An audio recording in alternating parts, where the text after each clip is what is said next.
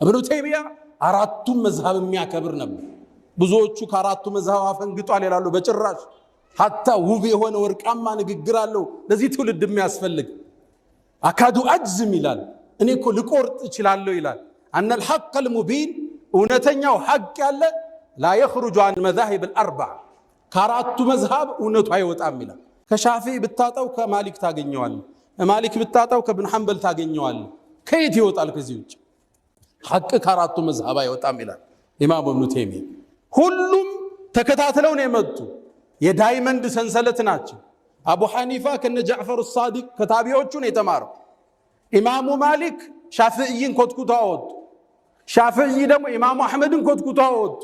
ሁሉም ከነቢዩ ዓለይሂ ሰላቱ ወሰላም ከምንጩ ነው የዘገኑት። ወኩሉን ሚን ረሱሊላሂ ሙልተሚሱ ገርፈን ሚነል ባህሪ አው ረሽፈን ሚነ ዲየሚ እንደሚሉት የኢብኑ ተይሚያ አቋም አራቱ መዝሃብ ማክበር፣ አራቱ መዝሃብ የኛም የትውልዱን መመሪያ። ወጣቱ ትውልድ እንደ አዲስ ወደ መዝሃብ ቅርአቶች መመለስ አለበት። የአኢማዎቹ ዕውቀት የፈሰሰው እሱ ውስጥ ነው።